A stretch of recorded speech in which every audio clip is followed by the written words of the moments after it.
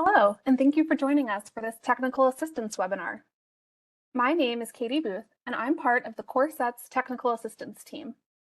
Today, we will be providing an overview of less frequently reported CoreSet measures subject to mandatory reporting, hearing from states about reporting challenges and best practices, and highlighting resources that are available to states. My colleagues from the TA team, Madeline Spearing and Ali Steiner, will also be presenting today. We are joined by Gigi Rainey from the Center for Medicaid and CHIP Services. We're also joined by other members of the CoreSets TA team and by colleagues from the Division of Quality and Health Outcomes and CNCS. Next slide, please. Before we begin, we wanted to cover a few technical instructions. All participants of today's webinar have entered the meeting muted. During this webinar, there will be time for state discussion. To speak, please use the raise hand option, and we will call on you to speak. You can also enter comments in the chat. Closed captioning is available in the WebEx platform. To enable closed captioning, click on the CC icon in the lower left corner of your screen. You can also click Control-Shift-A on your keyboard to enable closed captioning. This meeting is being recorded and will be posted on Medicaid.gov after the event. Finally, if you have any technical difficulties, please contact us by using the chat feature for assistance. Next slide, please. For our objectives today, we will be focusing on 3 CoreSet measures subject to mandatory reporting that are less frequently reported by states and/or frequently reported with deviations. Those measures are developmental screening in the first 3 years of life, or DEV-CH in the child CoreSet, screening for depression and follow-up plan, CDF, which is in all 3 CoreSets, and diabetes care for people with serious mental illness, hemoglobin A1C poor control greater than 9%, or HPCMI-AD in the adult CoreSet. First, I will summarize FFY 2022 reporting of the CoreSet measures more broadly. Next, Maddie and I will provide an overview of the 3 measures and additional lessons learned from state reporting. Ali will then facilitate a discussion where we hope to learn from states about what they are doing to report these measures, including any best practices that they have identified. Finally, Ali will share TA resources available to states. We encourage state participation in this webinar in the forms of questions and sharing of lessons learned. However, state-specific questions are best answered by the TA mailbox or in a one-on-one TA call, which can be arranged through the TA mailbox. We will start with an introduction to the measures in the context of FFY 2022 CoreSets reporting. The 3 measures that we are focusing on today are all subject to mandatory CoreSet reporting, starting with the upcoming FFY 2024 reporting cycle. In addition, they are among the least frequently reported measures in the CoreSets, and states have reported challenges adhering to the technical specifications, particularly due to the codes that are required to report these measures. The CoreSets reporting final rule notes that states are required to report on the mandatory measures in accordance with the technical specifications developed by the measure stewards. This is essential for being able to provide effective comparisons across states and deriving national performance rates. This slide, which is adapted from the Child Chart Pack, which is available on Medicaid.gov, shows the number of states reporting the child CoreSet measures for FFY 2022. As you can see, the developmental screening in the first 3 years of life measure was reported by 37 states, and the screening for depression and follow-up plan measure was reported by 21 states. We wanted to note that even though the developmental screening measure isn't one of the least frequently reported measures, some states have reported this measure with substantial deviations because codes in their states are not specific to the developmental screening tools in the specifications. This deviation is not considered adhering to the CoreSet technical specifications for the purpose of mandatory reporting. Several of the other less frequently reported measures were new to the child CoreSet, either for FFY 2021 or FFY 2022 reporting, and states were still ramping up to report the measures. Similarly, this slide, adapted from the Adult Chart Pack, shows the number of states reporting the adult CoreSet measures for FFY 2022. Screening for depression and follow-up plan was reported by 23 states, and diabetes care for people with serious mental illness, HbA1c poor control, was reported by 15 states. Finally, this slide, adapted from the Health Home Chart Pack, shows 16 health home programs reported the Screening for Depression and Follow-up Plan measure for FFY 2022. Now I'll pass it to Gigi Rainey from CMCS to provide some remarks. Thank you so much, Katie. And thank you so much to everyone who is joining our webinar today. I wanted to start off by just letting you know that we appreciate all of the work that you've done over the years to prepare for mandatory reporting and voluntary reporting, and want to just remind you that we're here to provide technical assistance and support, to answer your questions, your emails, and schedule calls with us, but that you guys have already done so much of this work and are in a really good place for reporting. So we're just here to help take you that last mile, right? So for the measures we're talking about today, we recognize that these are challenging measures for state-level Medicaid and CHIP reporting, and that's why they've been less frequently reported by states or reported with deviations. However, for core set reporting in 2024, which I'm sure you all remember will open in fall of 2024, these measures are required to be reported by states as they are included in either the child core set or our behavioral health measure on the adult core set, or are in the health home core set. So we also want to remind you, as Katie mentioned, that states need to report the measures according to the core set technical specifications. We did want to acknowledge that the data currently available might not be representative of all of the services being provided in your state. And we want you to know that we will take this into consideration when determining what data will be publicly reported for these measures. Specifically, for the developmental screening in the first 3 years of life measure, states should ensure that they are only including the developmental screening tools that meet the criteria outlined in the technical specifications, which we will review in the upcoming slides. States that are including additional tools are not adhering to the core set specifications. We do recognize that this may be a change for some states in how you're collecting the measure. And with the mandatory reporting rule, we have an opportunity to realize more consistency and comparability in measure reporting, and we deeply appreciate your efforts to help us get there. One more thing we want to make sure that you're aware of is that we do plan to continue working with states and with the measure stewards to determine if there are pathways for making these measures more feasible to report. Thanks for the opportunity to share a couple of words, and back to you, Katie. Thanks, Gigi. Go to the next slide. Now Maddie and I will present an overview of the 3 measures. So the first measure we will review today is the developmental screening in the first 3 years of life, or DEV-CH. This measure is defined as the percentage of children screened for risk of developmental, behavioral, and social delays using a standardized screening tool in the 12 months preceding or on their first, second, or third birthday.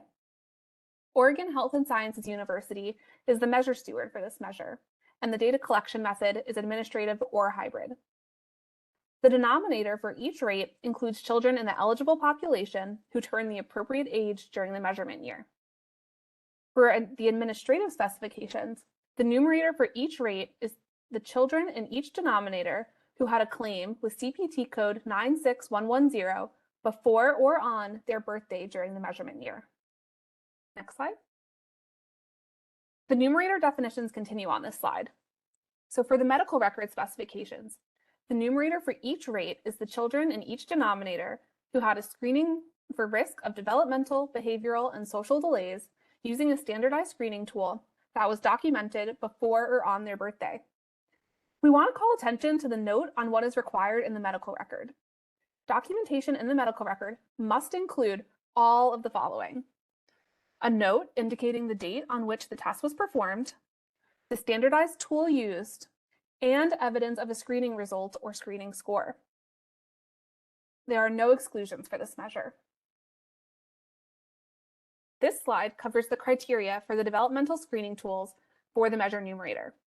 Please note these criteria because the 96110 code used to define the numerator often includes tools that do not meet these criteria.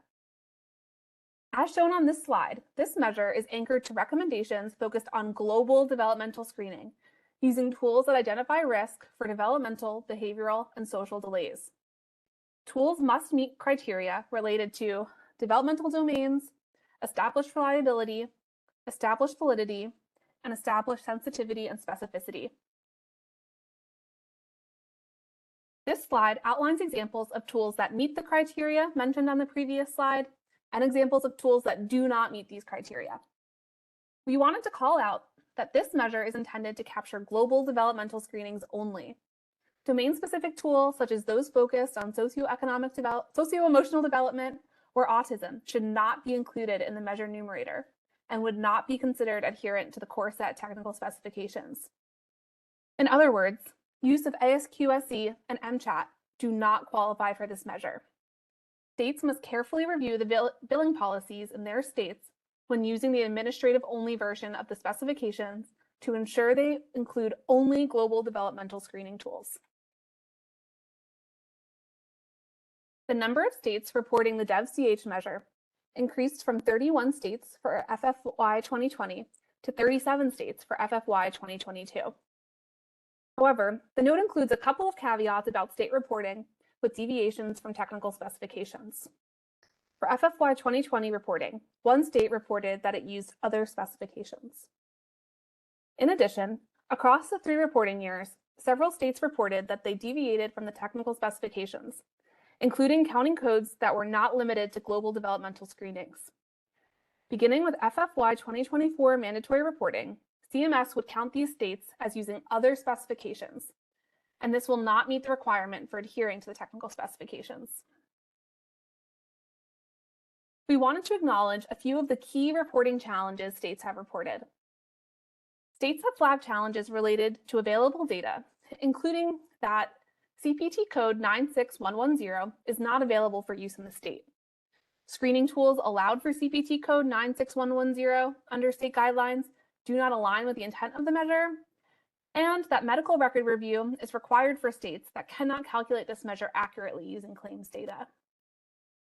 States also reported that they experienced data inconsistencies or data accuracy issues. Now I'll pass it to Maddie to go over the next 2 measures. Thanks, Katie. The next measure we will review is Screening for Depression and Follow-up Plan, or CDF, CH, AD, and HH.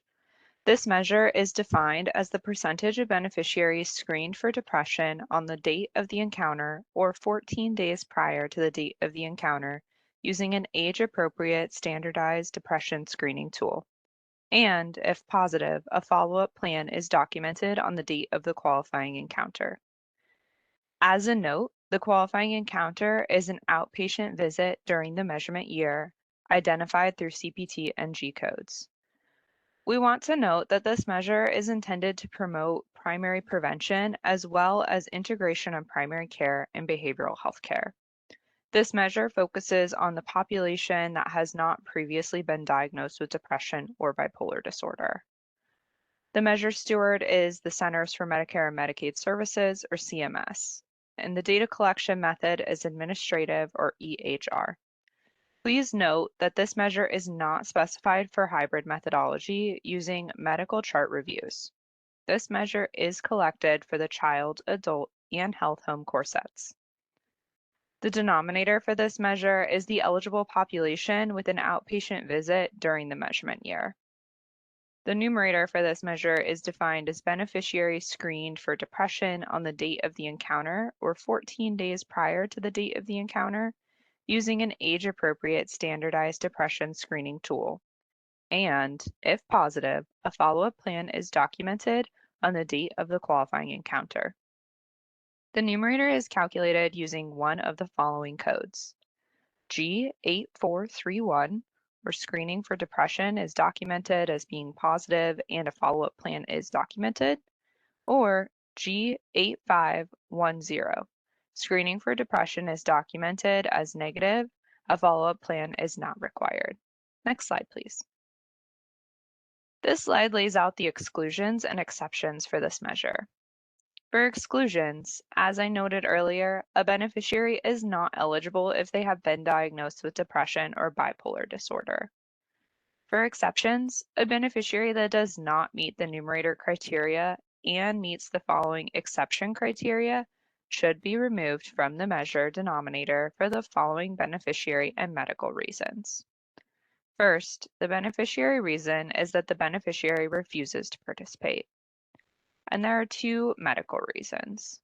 The the beneficiary is in an urgent or emergent situation where time is of the essence and to delay treatment would jeopardize the beneficiary's health status, and situations where the beneficiary's cognitive, functional, or motivational limitations may impact the accuracy of results. Next slide. On this slide, we show the number of states reporting the CDF measure for FFY 2020 through FFY 2022. As you can see, state reporting has increased over time, but we recognize that there are still some challenges reporting this measure for many states. For example, some states reported using other specifications, such as the hybrid methodology, to report this measure. And as I mentioned earlier, the hybrid methodology is not considered adhering to the technical specifications for the purpose of mandatory reporting. We would like to note that this measure is frequently reported by providers in the Medicare Merit-Based Incentive Payment System, or MIPS. However, CMS understands that the codes used to calculate this measure are often not available for state-level Medicaid reporting. Next slide, please. CMS conducted outreach to states that reported the CDF measure to understand their challenges, lessons learned, and technical assistance needs. Thank you to those of you who provided feedback. States communicated that Medicaid providers do not consistently use the G-codes required to calculate the numerator. It was noted that often these G-codes are not reimbursed, and many states feel their rate substantially underreported depression screening and follow-up in their state. We wanted to highlight that a couple of states let us know about some promising best practices for improving reporting for the measure, including conducting provider education about the G-codes to increase the use of codes in claims. These states reported increased use of the codes by providers. Next slide.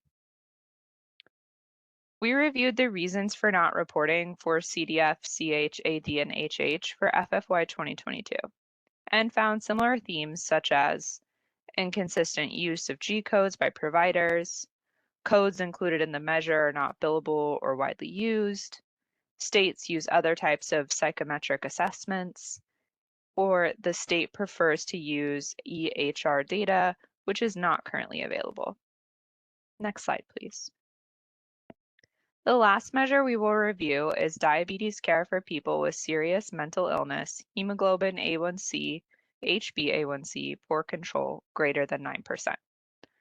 The measure is defined as the percentage of beneficiaries ages 18 to 75 with serious mental illness and diabetes type 1 and type 2 who had hemoglobin A1c, HbA1c, and poor control, or greater than 9%.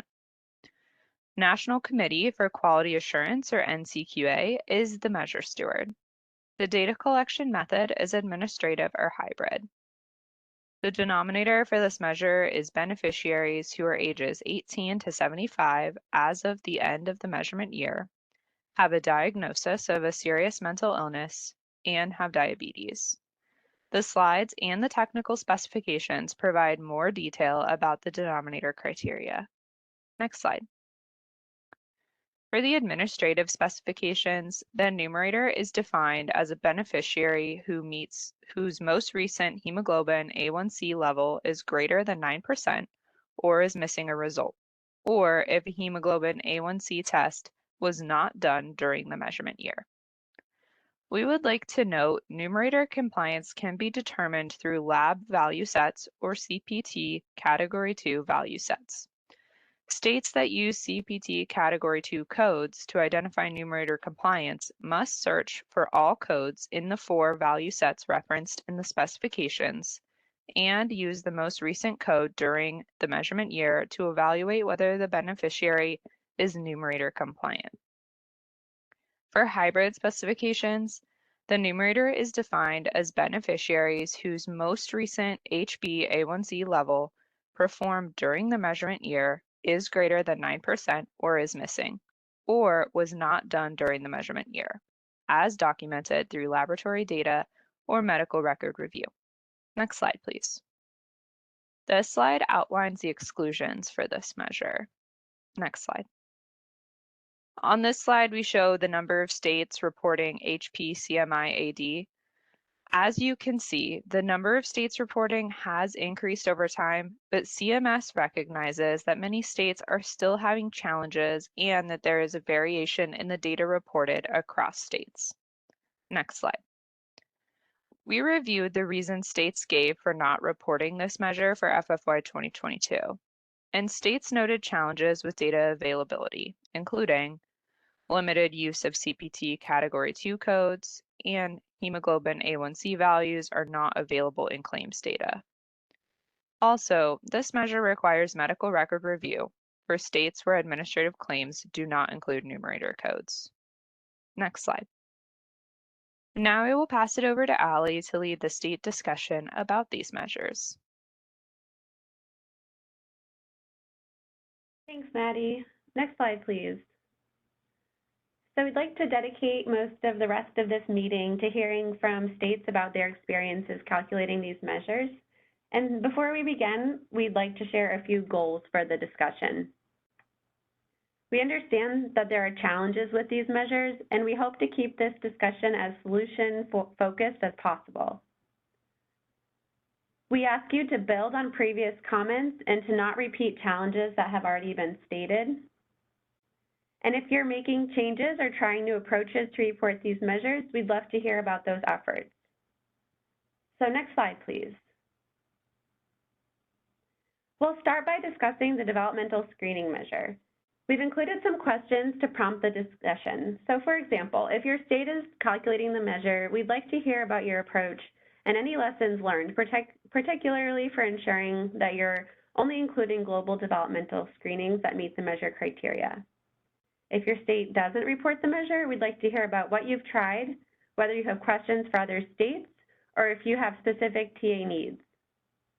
And so at this point, we'll open it up to hear from states. And as a reminder, if you'd like to make a comment, please raise your hand and we'll call on you and we'll unmute you. When we unmute you, please state your name and affiliation. You can also enter comments in the chat. So with that, looks like we have a hand raised from Paul Kirby. Derek, can you please unmute Paul Kirby? Everyone, just wanted to jump in on, I'm sorry, Paul Kirby with Massachusetts Medicaid, Mass Health. So our experience is we've been reporting the measure for a number of years, but kind of have been doing it knowing that it's probably been incorrect because of a lack of clarity in terms of, pardon me, in terms of how to narrow down to just the exact kind of screening that's wanted here. And in this past measurement cycle for FFY23, I was able finally to get some clarity on those modifier codes and start excluding some modifier codes that apparently were an autism specific screening, and so really, you know, should never have been included in the measure in the first place. So that did have the effect of lowering the scores for us by about give or take close to 10 percentage points across the different age groups. So clearly, you know, that we had been including some things that we shouldn't have been in the past, but now we seem to be doing it correctly. So that's progress. Well, thanks, Paul. Thanks for sharing that story. I think that's probably something a lot of states have experienced, and we appreciate Massachusetts' efforts to really take a look at those codes and make sure that only the global developmental screenings were included. So thanks for sharing that. Do you have any other tips for states about how you went about that process of identifying the correct codes? Sorry to put you on the spot there. Okay, well,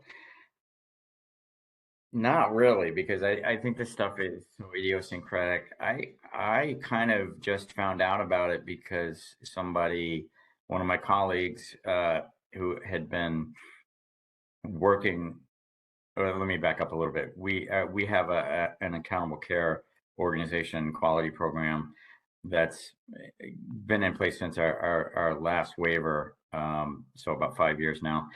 And through that program, my colleagues have been incorporating a number of measures, including this one just recently, which they've added to that ACO slate. And my colleague and his team were basically working on the specification and kind of dug into it, probably via sort of like our sub-regulatory guidance, which is something that probably most states have in terms of like really specifying the nuts and bolts of measures, and basically just informed me that, hey, you might want to, knowing that I worked on the core sets and did this measure, just tipped me that off that that they had refined the measure. So to be honest, I kind of found out by fortunate accident. It's, state Medicaid programs are big organizations and often are siloed. We certainly are. So I guess the tip would be talk to your colleagues as much as possible if you feel that if you are concerned that you are including screens that you shouldn't be. I guess that's really the only meaningful advice I can give. Yeah, thanks, Paul. And I just wanted to say also, we saw you put a comment in the QMR system about noting this change in performance rate, and we would encourage states to do that. It's helpful to have that context for CMS's awareness if there is a change. So thank you so much, Paul. I also see we have a hand raised from Becky. Derek, can we please unmute Becky? My name is Becky Breidenbach, and I'm with Washington State Healthcare Authority. We had kind of a similar experience as Massachusetts. Back in 2021, we changed our billing guide to remove the social emotional screening tools, such as the ASQ SE from under CPT code 96110. So we started reporting in 2022 due to the look back period. And we thought we were in line with core set specifications until very recently we realized our billing guide still includes the autism screening. So as Massachusetts did, I found out about the ICD-10 modifiers and realized that when I pulled some data, only about 17% of our claims with that CPT code had a modifier. About 11% had the general screening code, and about 7% had the autism screening code. I checked with our billing guide subject matter experts, and they said that we cannot assume that if no modifier is present, that a general screening was done. So we're going to start the process of updating our billing guides first by recommending the use of the ICD-10 modifiers so that we can determine whether it was a general developmental screening or an autism screening. So we're going to update that this coming July. We're going to gather feedback and then hopefully require the use of the modifiers. However, our clinical team said that it will take several years to see consistent use of the modifiers. So for next year, we're only going to include individuals with general screening ICD-10 modifier, knowing that this is going to be an underestimate of the actual rate of screening until the billing guide and practice catches up, and it's going to reduce our rate significantly. So we will put that note in. Thank you, Becky. Thank you for sharing that story and for all the work you're doing to update the modifiers. I saw we had another hand. Eddie, did you want to make a comment, or maybe you lowered your hand? Can we please unmute Eddie Myers?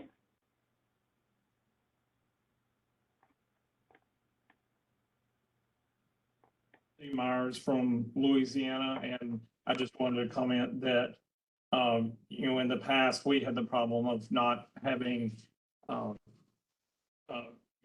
very much use of that CPT code for developmental screening.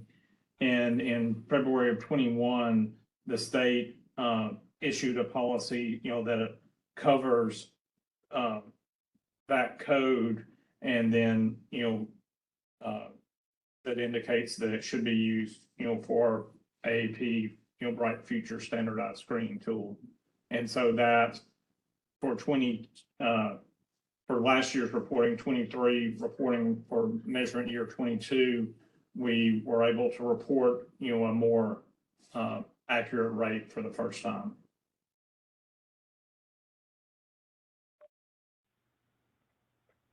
Thanks, Eddie. That's great that you're able to do that in Louisiana. We have Mark with Mark's hand is raised. Can we unmute Mark, please?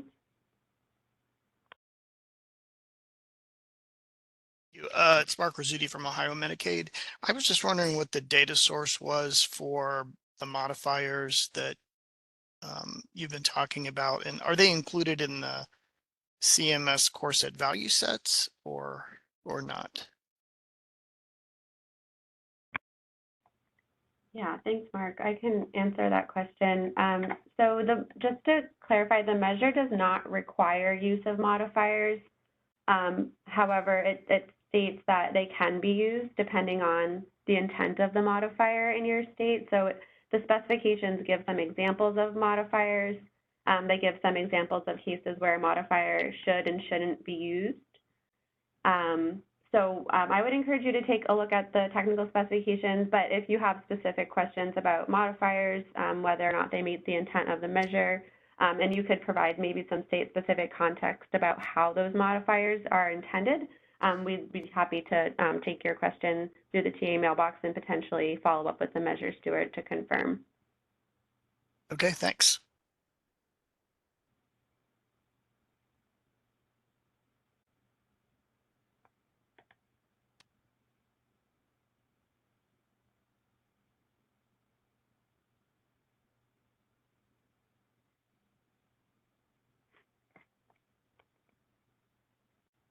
We'll just give another minute to see if there are any other comments or questions.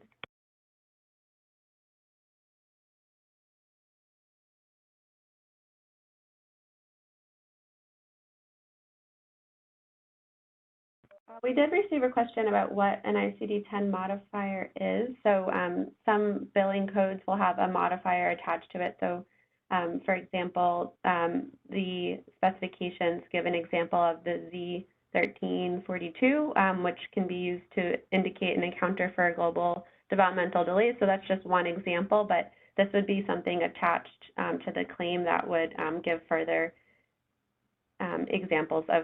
give further guidance on the intent of how that code is being used in that particular state. So it would be used in addition to the CPT code that's specified in the measure.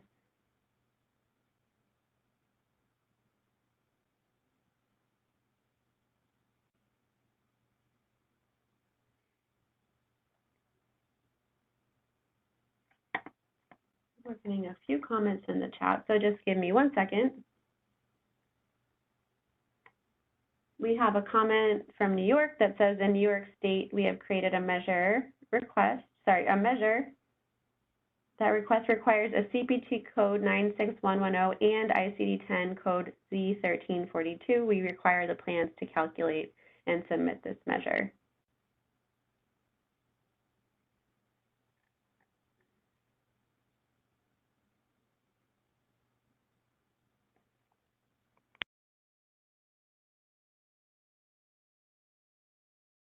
We have a question in the chat, Tanaya, about regulatory guidelines. I'm not sure I'm following the question. Would you be able to raise your hand and ask your question off mute?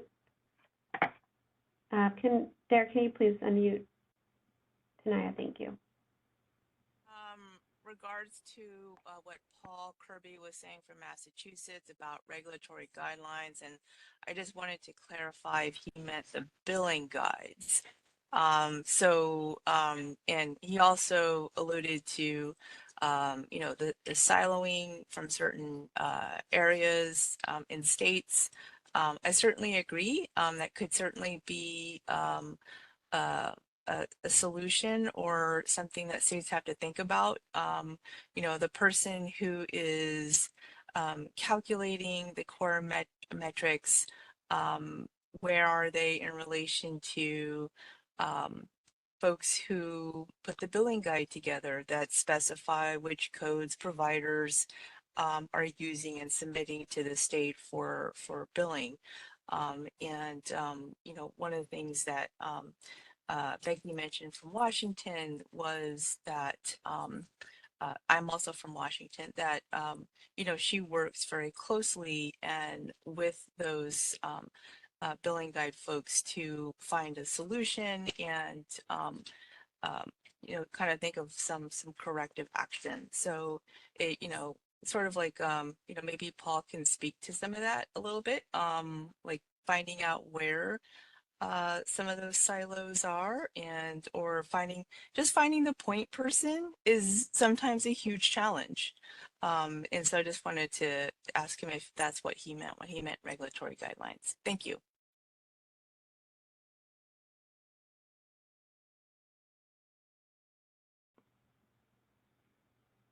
Thanks for that question. Paul, are you able to speak to that? If you wouldn't mind raising your hand, we can unmute you. Otherwise, we can also take this offline. And okay, thanks. Can we unmute Paul, please? Yes. Hi. Yeah, I think that's basically right. I didn't know quite what the terminology to call it is. I think billing guide is pretty reasonable. Like we specifically here call, I think, provider letters or provider notifications or something, and they're very official, and they come out from the agency to the relevant, you know, provider communities, and they also, I think they have the, like, as a legal matter, they have the force of, like, it's like it's not a regulation, but it's a sub-regulation, so it's kind of like the law, but it's only really codified in this letter. I don't know, it's all very complicated and I don't really understand it well, but yeah, I think a billing guide to providers, it that captures it. It's like, okay, hey providers, we know you want to get paid for the things that you do, so here's the latest instructions on how to code things to make sure that you do get paid. So it's basically that. And you know, as far as finding the right place in terms of silos, I don't know. It's really hard. I mean, I've been at Mass Health for a really long time. Sorry, my cat's making noise because I'm on the computer with everybody. Boy, it's hard. I mean, especially if you haven't been with your organization for all that long, it just takes time. And so I'm sorry, I don't really have a good answer for that one. Just talk to as many people as you can, I guess. Thanks, Paul. And in interest of time, let's move on to the next measure. We want to make sure to save time to talk about the next two measures. So we'll move to the next slide, please. So we'd like to have a similar discussion around the CDF measure. In particular, we'd love to hear what states are doing to increase use of the G codes. For example, we've heard from a couple of states that they did provider outreach to increase use of the codes, and we're wondering if other states have tried that or if you have any other solutions or suggestions. So if your state has any comments to share about best practices, we'd love to hear from you, or something you've tried. Looks like we have Jeannie with Jeannie's hands raised. Can we unmute Jeannie, please, Derek? Me? Hi, yes, we can. Oh, hi. Yes, this is Jeannie Wigglesworth, and I'm from Connecticut, from Carillon Behavioral Health. We are the ASO under the Department of Social Services. And we, our health home, I'm the director of the Medicaid health home here, and our focus is on the SMI population, coordinating care with the medical health providers. And some of the issues we've run into is that our behavioral health providers do depression screens on a regular basis, and are required for, you know, a lot of other requirements outside of this measure. And also our target population is the SMI population. So often, you know, we use a little bit of a broader stroke for SMI, which includes major depression. So a large majority of our population have already been diagnosed with depression. However, we do depression screens oftentimes not on an outpatient visit, but in different venues or forums. So we were not getting too many hits, so to speak, out of claims using the G codes. And also prior to July of 2022, there was, I don't know, it was 9-7, I forgot it was a 9 code that they were using to bill with 2 modifiers for the depression screen. And in July of 2022, they Connecticut changed that to the G codes for billing. So we have, we've been looking at claims, and we have seen that the use of the G codes have doubled since between 22 and 2023. So we're hoping that's promising. We've also reached out within the health homes. We meet with them on a regular basis. So we have a good picture of how and when they're doing the depression screens. And we also we created a data source within Carillon's EHR system for them to enter depression screens as well, because we knew that claims was an issue of getting those depression screens.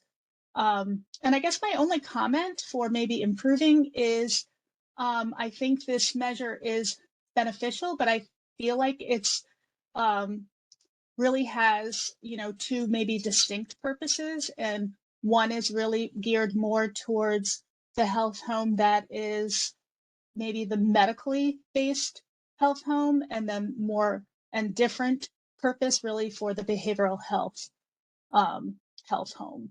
I think the method or the intervention of doing the depression screens is very different. So I don't know. I don't know if the measure can be different, or if just realize that there's the process may be different in collecting the information for this measure that way. Yeah, thank you, Jeannie. Thank you for those comments about how you work to increase the use of those codes. And you bring up a good point. I think this measure is intended to capture primary prevention in those who have not yet been diagnosed. And so you make a good point that the application might be quite different in the general Medicaid population versus a population that is specifically has already been identified as having some of these diagnoses. So there's definitely some nuance in the application there. So thanks for flagging that, and thank you for sharing your state's, Connecticut's efforts to increase the use of those codes. I will mention we heard we heard some feedback from Hawaii that they said we could share. They weren't able to join on the call at this time, but they mentioned that one of their managed care plans has provided a lot of provider education.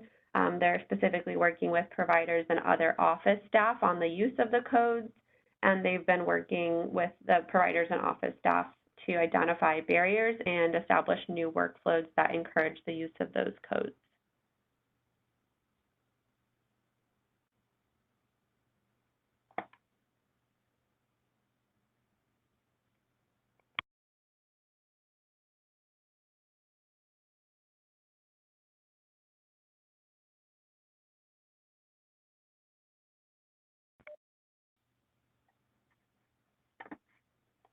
Do we have any other states who have questions for other states, or have tried something in their state to encourage use of codes that they could share, or anything they're thinking of trying to do?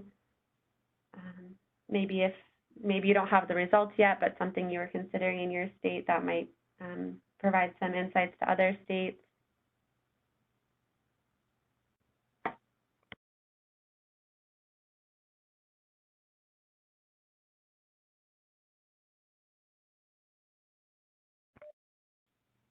We have a question. Let's see. Looks like Becky has Becky's hand is up. Can we unmute Becky, please, Derek?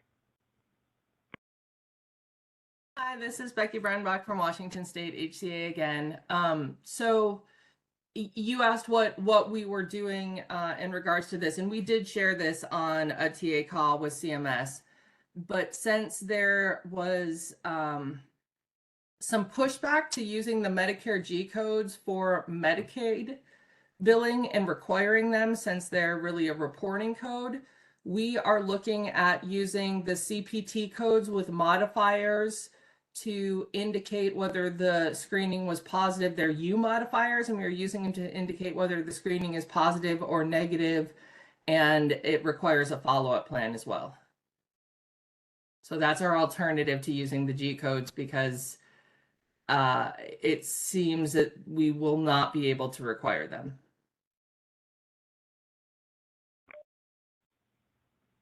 Thanks, Becky. And yeah, and I know we did talk about that on a TA call, and I think in cases like that, we would want to follow up with the measure steward and just make sure that it's considered adherent to specifications. So we'll definitely follow up with you about that, and if any other states have questions about specific codes that they were considering, please do let us know. We'd love to hear about that and also coordinate with the measure steward. Thanks for bringing that up. Let's see, I think we had a question, Tara, in the chat. Do you mind, are you able to raise your question out loud about data sources?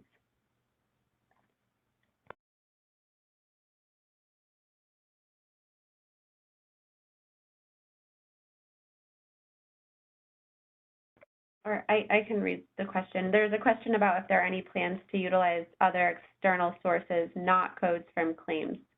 So I'll just say that currently the measure is specified for claims administrative data and EHR data. I'm not aware of any plans to change that. I think that would have to be something taken back to the measure steward.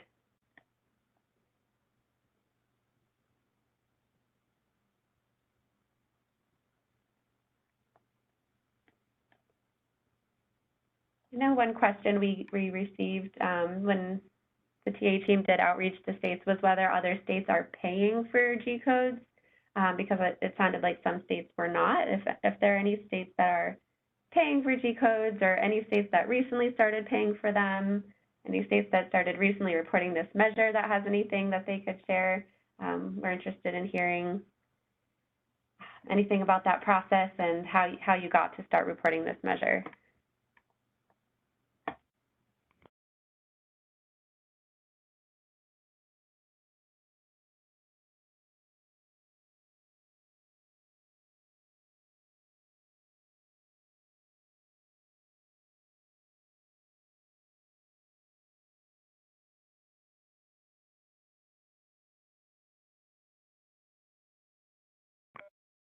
All right.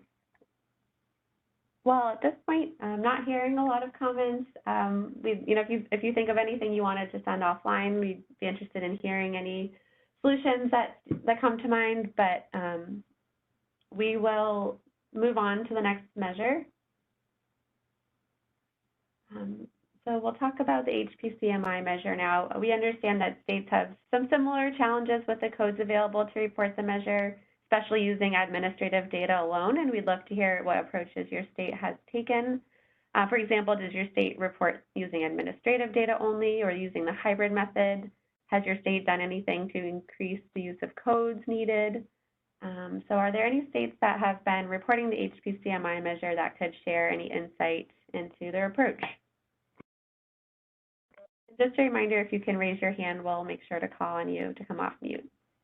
Paloma?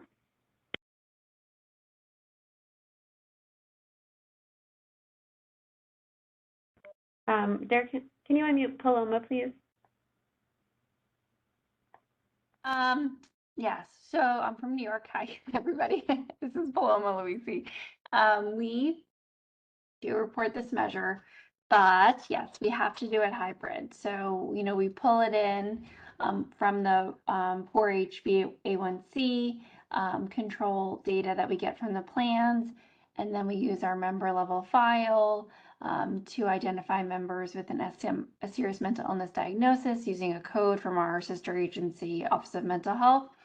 But that's to say, it does need to be hybrid because overall the administrative rates of the measure are twice, this is a measure where lower is better, twice that when we look at it administratively, and that is because the CPT2 codes that could collect a lab value that require, sort of a pretty set parameter of dates are not being done systematically across the plan. So when I look at the data, I see some plans seem to be close, but nobody's within the realm of being able to do it administratively and having a good result. So we're relying on hybrid data for this time, and that's why we've been submitting hybrid in our core set reporting to you all. Yeah, thank you, Paloma. Thanks for sharing the New York experience. We appreciate that. I'd love to know if other people have the same problems. I think that's probably it, but thank you. Yeah, thanks. Well, we'd love to hear from other states as well in response to the questions you raised. I see David Kelly has his hand raised. David, are you able? Derek, can you please unmute David? Good afternoon. Hopefully you can hear me. We can. Thank you. Okay. On Pennsylvania, we have been reporting it via administrative data, and I'll say that our results are more than double the hemoglobin A1C for control than the general population. And again, lower is better. So there is a very big difference between what we report for the hemoglobin A1C poor control for the general population, which I believe we still use the hybrid methodology.